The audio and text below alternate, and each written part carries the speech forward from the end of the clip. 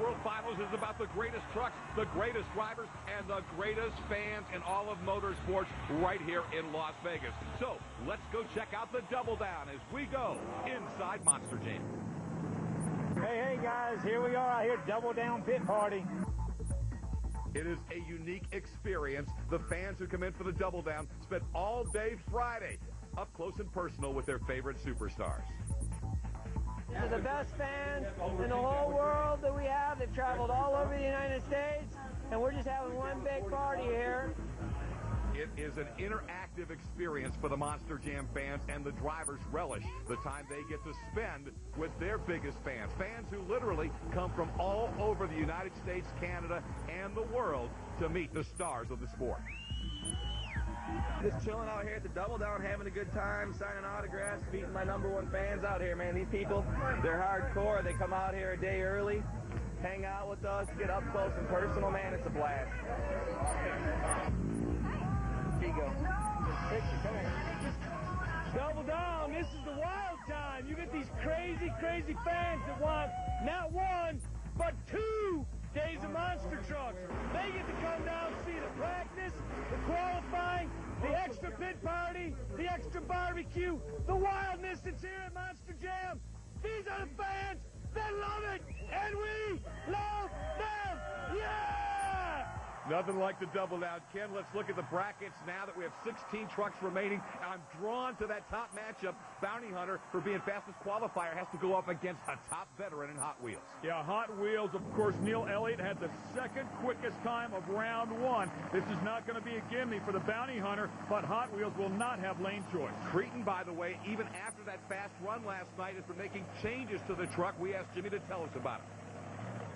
Between last night and qualifying and today is I slowed my rear steering down so that it wasn't such a tremendous turn because it's sliding out so hard on us. I'm trying to get that to stop, and if it does continue, I'm just going to have to overcorrect for it, front steering and rear steering, like I did in qualifying pass last night.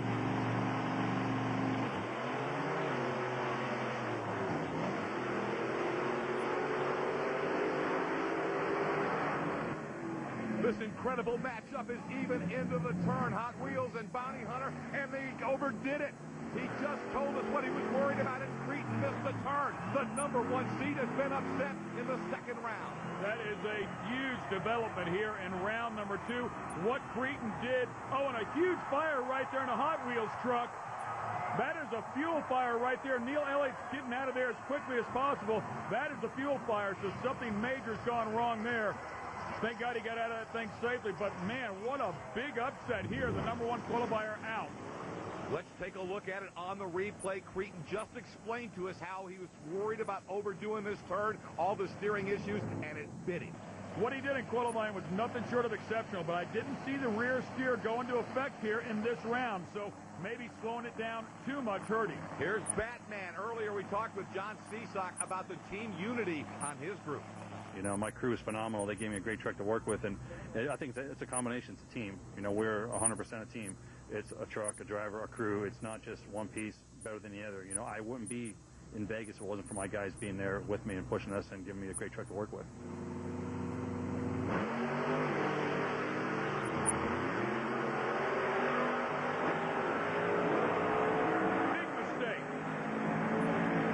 Bradshaw has the problems coming through the chicane and the entrance to Thunder Alley. It opens the door, and John Ciesiak will blast through it. Batman is a winner. And Damon Bradshaw really struggled through Thunder Alley, as you mentioned. He just got out of shape, and you have to be perfect through there. Otherwise, you bounce off the wall. He actually saved it very nicely. Here's another look at it. Coming through there, you need to straighten that little chicane out, and unfortunately, he was not able to do that. The racing excitement is continued. We're just getting it started. Don't go away. More round 2's next. Chrome design for the 25th anniversary, not just on Dennis Anderson's truck, it's on the Puck trucks. And you can check out all the Gravediggers 25th anniversary merchandise when you're at events or when you're online. Now, we have already gotten Hot Wheels and Batman into round 3. There are some other great matchups coming here in the second round as we continue to narrow this field, heading toward one world champion. Tony Farrell, that built Ford Tough Blue Thunder, his 5th time at the Monster Jam World Finals, going up against Charlie Pauken, one of the surprises, the 5th fastest qualifier last night.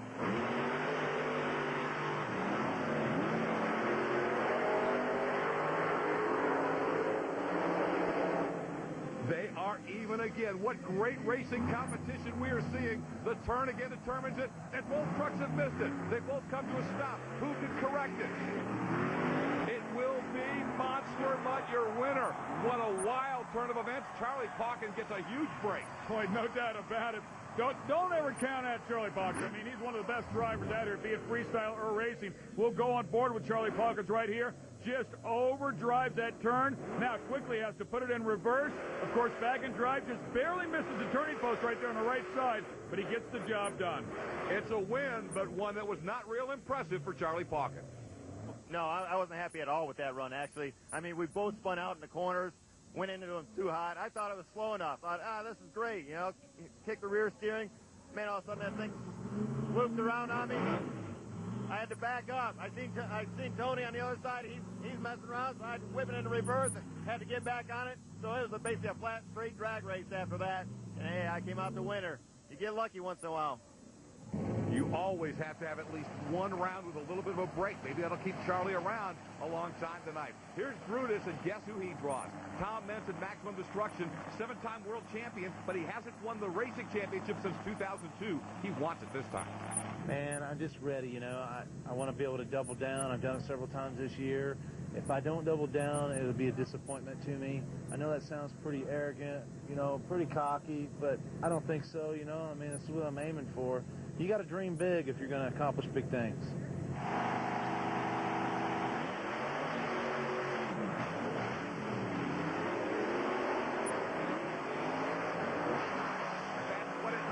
If you're Tom Meents going down Thunder Alley, but Brutus is in this race.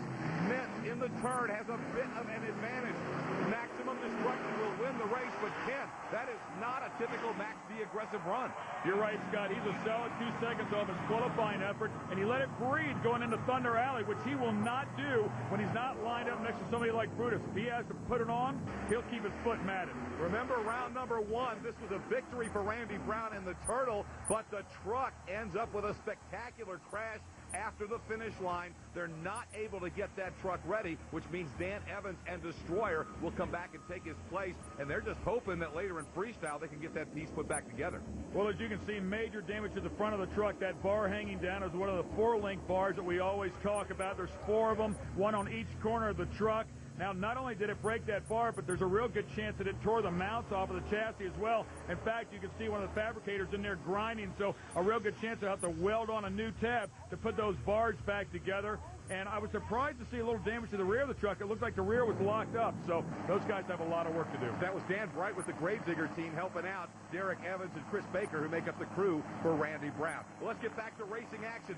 Lindsey Wink was one of the fastest 8 last night, but was not thrilled with the way his truck was practicing. Last night in practice, I really sucked. I couldn't get a good corner in there, and it was really getting me off my edge. I could have made another pass, like people were making more passes, but I felt like I was getting worse. The track was getting more slick in the corners. Keep an eye on Dan Evans' truck. This thing really shakes when he's going. Matter of fact, you see it starting to shake right there. When he gets back on the brakes, watch the wheels. This thing goes into a violent vibration. Into the turn. And Dan Evans has knocked himself out of it right there. A 5-second penalty. It won't matter because Lindsey Wink beats him across the line anyway. Iron Outlaw moves to round 3. And by the way, we should say Dan Evans is reinserted on the brake rule, but here he's just struggling with that truck. He talked about the vibration so intense he couldn't see, and looks like it cost him a turning post there. The victory going to Lindsey Wink and Iron Outlaw. Steve Scott has caught up with Lindsey. Seems like the right lane of this track seems to be breaking down for some of these guys a little quicker than that left. If you had lane choice, what you going with? I'd want to go back in the left because right lane, no one's won any yet.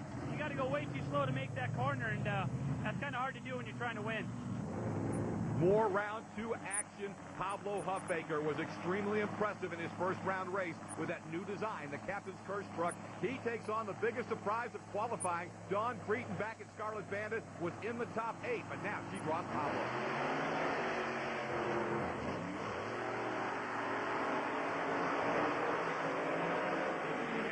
Huffaker, who is one of the best on this course, is showing Dawn Cretan exactly how to get around here. He wasn't perfect on the turn, but he was still strong, and Pablo Huffaker beats Dawn Cretan.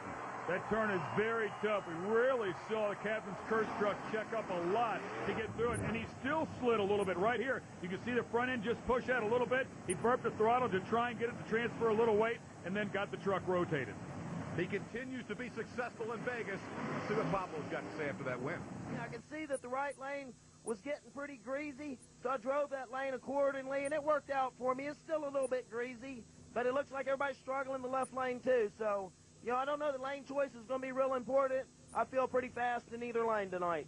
Do not go away, because when we come back, Dennis Anderson is back in Gravedigger, racing for the first time in a year. You can't miss it. Monster Jam event, the pinnacle of the sport. That's why fans are here from all 50 states, virtually every Canadian province, and about a dozen foreign countries. That is for the greatest night in Monster Jam. And you see special things like everything that went in to making the 25th anniversary Chrome Gravedigger. The folks at Spectre Chrome did an incredible job. It's the largest continuous surface area ever to be coated with their unique spray-on chrome process. They actually spray metal onto this thing. It has a base coat, then a top coat, so the metal is actually squeezed between two layers of paint, and it took them about 60 hours to do so. And you don't want to forget about Jim McShay, who's been painting the Gravedigger for the past 9 years. This truck looks incredible. It is the most spectacular piece I think any of us have ever laid eyes on, appropriate for the 25th anniversary of Dennis Anderson inside Gravedigger. And they surprised everybody, including Dennis Anderson, with this truck. He had no idea this thing was done. He is pumped up about it, though. I can just tell you, as soon as he laid eyes on it, those eyes, and it's hard to impress Dennis these days, but they really got that big. I mean, he just loved the look of this piece. Another thing I loved about the Gravedigger is seeing Gravedigger #1 here at the World Finals, and then this one. Boy, has this truck come a long ways. We're going to see it in action momentarily. Here's where we're at as we update the brackets. Two more races in round 2. Digger Escalade and Safe Auto against the Monster Mutt Dalmatian. Well, here's George Bellhand, the Escalade, coming out of Chicago, Illinois to take on, there he is, the icon, Dennis Anderson, who is back inside of the Gravedigger. Dennis, what's it going to take to win this thing? I just got to keep my cool. My truck's fast enough to win. I just got to be able to cut it through those turns, and you know, and I got to have 3 or 4 good, skillful runs, and then I'm going to have at least 1 or 2 lucky runs out there to win tonight.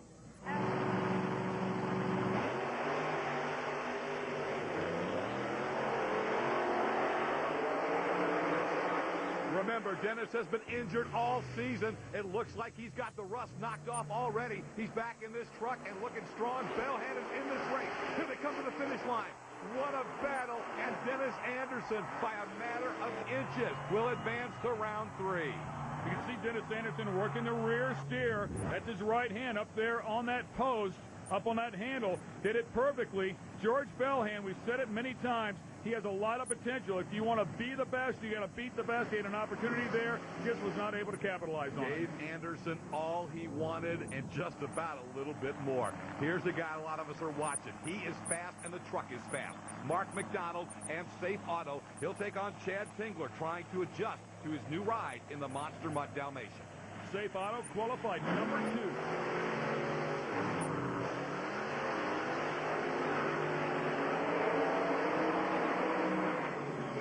You can see why he qualified second fastest. He is just that fast. Mark McDonald executes the turn brilliantly, and the young superstar wins it convincingly. Safe Auto goes to round 3.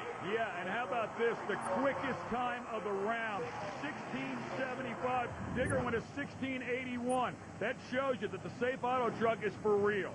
And Mark McDonald and the Safe Auto Minimizer will have lane choice against Gravedigger in the next round. Brenda Price is down on the track. She's caught up with Mark McDonald. Mark McDonald, Safe Auto, round 1 win over Dalmatian. How did it feel out there in the left lane? Well, the left lane, it felt loose coming through that chicane. It got almost sideways on it. Man, I was going to stay in it because I didn't want to lose. And came out my way, made that corner good and smooth.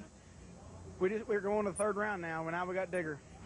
Monster Jam World Finals 8. The battle for the racing championship is down to the Elite 8. We continue next.